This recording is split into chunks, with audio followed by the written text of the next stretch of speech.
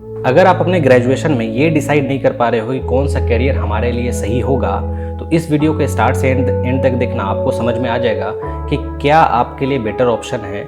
During graduation आप कैसे अपने करियर ऑप्शन को चूज़ कर पाएंगे। क्लास 12 के बच्चे जब जाते हैं ग्रेजुएशन में, उनको ऐसा लगता है कि आग लगा देंगे, एकदम फोड़ फाड़ देंगे, और जैसे ही वो फोर्थ ईयर से निकलते हैं उनका सारा एनर्जी लेवल डाउन हो जाता है। कॉम्पिटिटिव एग्जाम आपका नॉलेज टेस्ट नहीं करता है। कॉम्पिटिटिव एग्जाम बस यही बताता है कि दूसरे के रिस्पेक्ट में आप कहाँ पे हो। जिस काम को आप 8 से 10 घंटा पर डे बिना किसी के बोले हुए कर लो, वो आपका इंटरेस्टिंग करियर हो सकता है।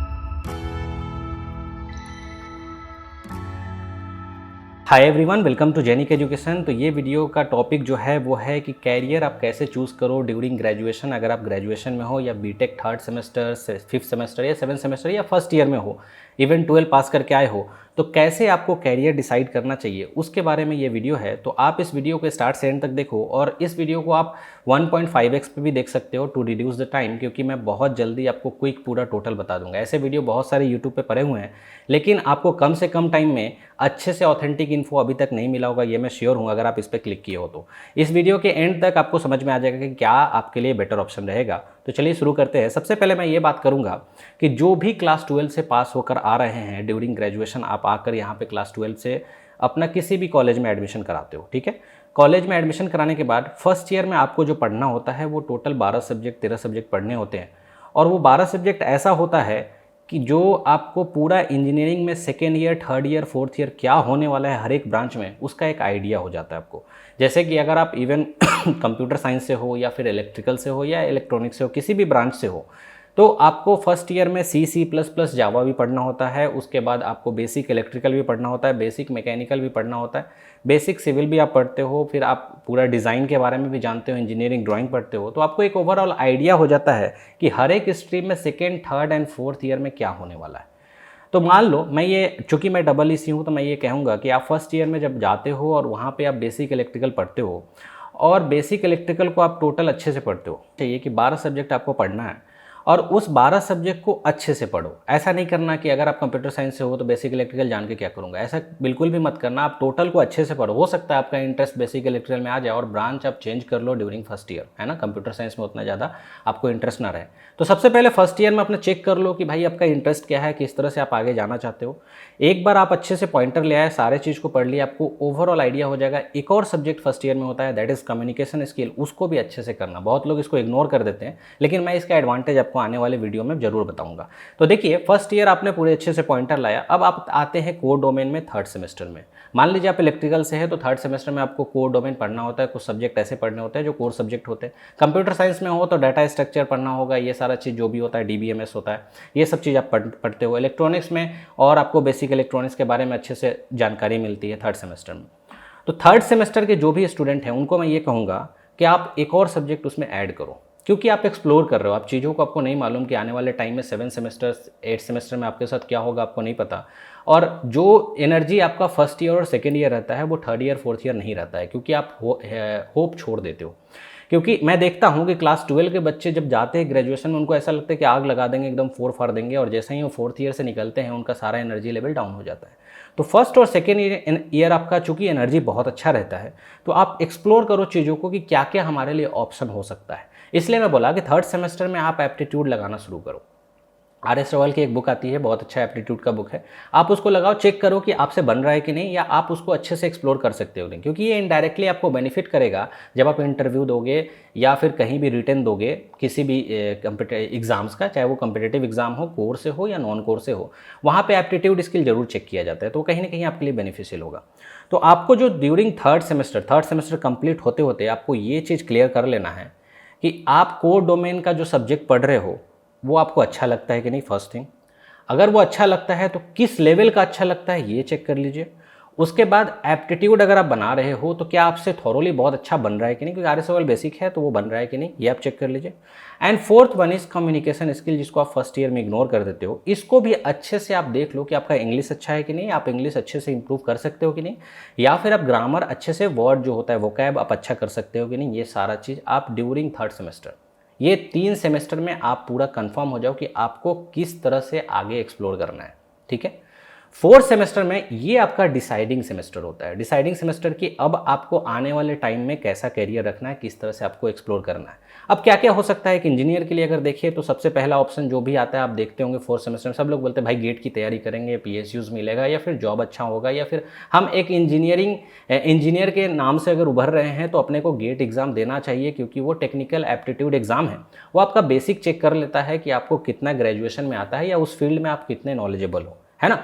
तो गेट एग्जाम तो एक ऑप्शन है आपके पास। उसके साथ साथ कौन कौन सा ऑप्शन है, तो भैया कैट एग्जाम है। मैं क्यों बोला थर्ड सेमेस्टर में एप्टीट्यूड, क्योंकि CAT is basically focusing on aptitude और इंग्लिश। जो वोकैब होता है वो रीडिंग एंड राइटिंग दोनों, और उसके बाद एप्टीट्यूड।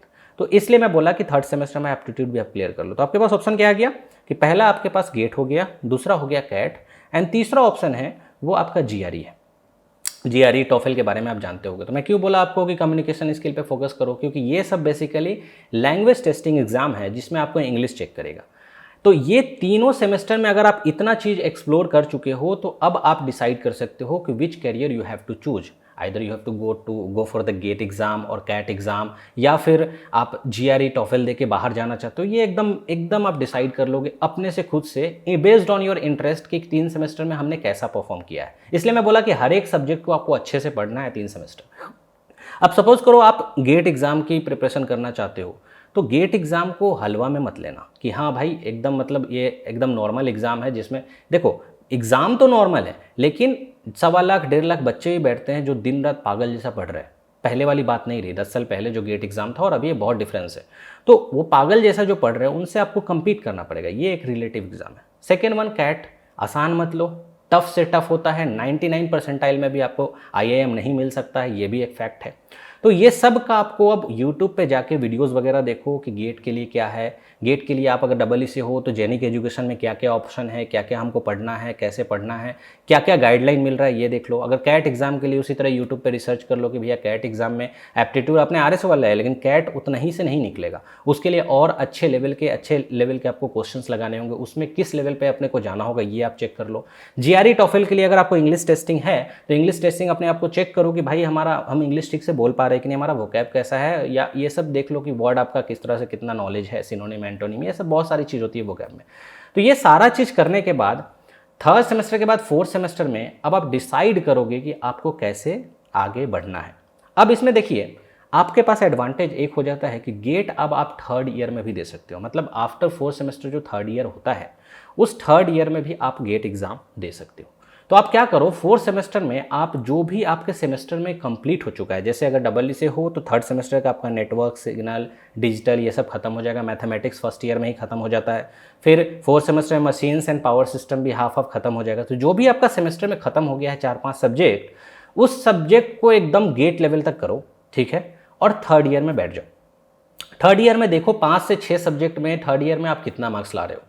सपोज करो आप 3 साल 5 से 6 सब्जेक्ट से आप 40 to 50 मार्क्स ले आए, मतलब कि आप 4 दोगे गेट एग्जाम में। अगर आप 1 साल और फोर्थ ईयर में दम लगा दिए, 12 सब्जेक्ट कंप्लीट कर लिए तो 4 दोगे। चाहे आप ऑफलाइन पढ़ो, ऑनलाइन पढ़ो, या फिर आप सेल्फ स्टडी करो या कोचिंग से, डजेंट मैटर। मेन मैटर ये रखता है कि आप 5 से 6 सब्जेक्ट जो ड्यूरिंग ग्रेजुएशन किए हो उसको पढ़ने के बाद थर्ड ईयर में आप कितना परफॉर्म किए हो। अगर आप अच्छा परफॉर्म कर रहे हो भाई, मतलब मज़ा आ गया, अच्छा है, चलो 40 मार्क्स है, ठीक है, बाकी लोग से कम है अभी, क्योंकि अभी हमारा क्या है, अभी हम 6 ही सब्जेक्ट किए हैं, 5 ही सब्जेक्ट किए हैं। लेकिन अब आप डिसाइड कर सकते हो कि अगर मैं इसमें 12 सब्जेक्ट कर लिया ना तो अंडर 100 अंडर 10 ला सकता हूँ। जैसे ही आपको ये फोकस्ड हो गया कि भैया अब हमको है ना, मतलब अच्छा हम कर सकते हैं इस फील्ड में, फोर्थ ईयर आपके पास पूरा इनफ टाइम है। थर्ड ईयर के बाद आप 6-7 महीना और देकर 12 सब्जेक्ट कर सकते हो। सब चीज़ छोड़ दो, जो कैट का देखे थे वो छोड़ दो, जो आप GRE सोचे थे वो छोड़ दो। एक चीज़ पे फोकस करो, दैट इज़ गेट एग्जाम। अब सेकेंड थिंग, आपको गेट नहीं करना। आप इसका एक और केस हो सकता है कि भैया आपने पढ़ा तो 6 सब्जेक्ट, लेकिन आपके लिए बना नहीं है। कभी कभी होता है यार कि हम पढ़ते हैं, हम चाहते हैं कि अच्छा रैंक लाए, हम चाहते हैं कि अच्छा मार्क्स आए, लेकिन हमसे नहीं हो पाता है बिकॉज ऑफ सर्टेन पास्ट में कुछ भी होगा, जैसे कि आपका मैथमेटिक्स वीक है या कुछ भी ऐसा है, 12 में आप अच्छा नहीं पढ़े हो, उसका कुछ ना कुछ रिफ्लेक्शन ग्रेजुएशन में दिखता है। तो वो चीज़ सोच के आप सोच रहे हो नहीं मैं टेक्निकली उतना अच्छा नहीं कर पाऊंगा, तो मुझे क्या करना चाहिए। तो आप उस केस में फोकस करते हो कि चलो भाई हमको एप्टीट्यूड इंग्लिश हमारा बेटर है, तो अपन लोग कैट की तैयारी करते हैं। अब कैट के लिए पूरा डिटेल आप चेक करो कि वो 4th ईयर के बाद देना होता है, 3rd ईयर में दे सकते हैं या पहले देकर क्या होगा, ये सारा चीज़ आप चेक कर लो। या फिर आप एक टेस्ट ले लो, टेस्ट सीरीज ले लो कैट एग्जाम की, जो अच्छी अच्छी कोचिंग इंस्टीट्यूट है उसका, और कैट में एक्सप्लोर करके कोशिश करो। एक्सप्लोर करना है आपको 4th सेमेस्टर में ही, 4th से 5th नहीं होना चाहिए। एक ही सेमेस्टर में आप कैट एक्सप्लोर करोगे, गेट एक्सप्लोर करोगे और उसके बाद जीआरई एक्सप्लोर करोगे।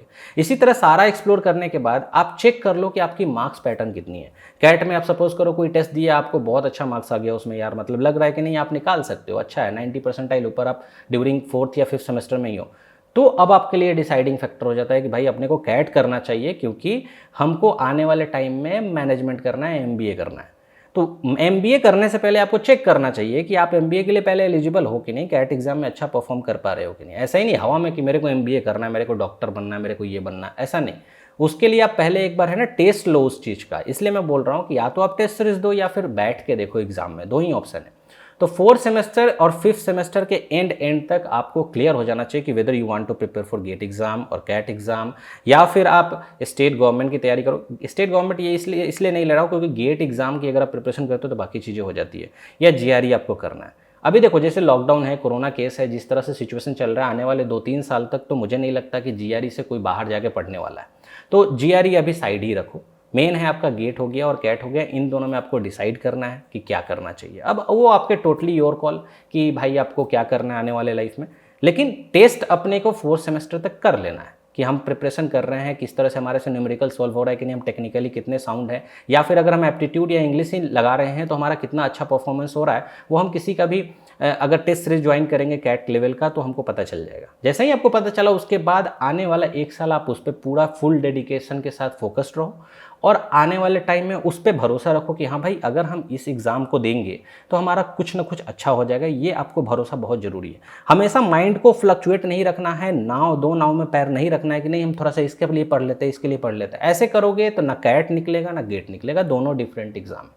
तो उस केस के लिए हम बोले कि आप पहले 4th सेमेस्टर तक टेस्ट कर लो, और अगर आपकी गेट में अराउंड 40 मार्क्स एवं 35 मार्क्स या 40 मार्क्स 45 मार्क्स आ रही है तो अपने कैरियर को एकदम गेट की तरफ फोकस रखो और अच्छे रैंक लाओ। अब उसके बाद अगर आपको पीएसयू जाना है, पीएसयू जाओ। अभी गेट के थ्रू पीएसयूज, कुछ पीएसयूज लेती है, ऐसा मत सोचो कि मतलब नहीं लेती है। हमें पॉजिटिव रहना होगा क्योंकि जो अपॉर्चुनिटीज़ है वो सभी के लिए, जो नहीं है वो सभी के लिए, तो हमें तैयारी करना है। तो उस हिसाब से आप डिसाइड करो कि आने वाले 1 साल आप कोचिंग इंस्टीट्यूट ज्वाइन करके करना चाहते हो या फिर सेल्फ स्टडी करते हो। It's totally your call.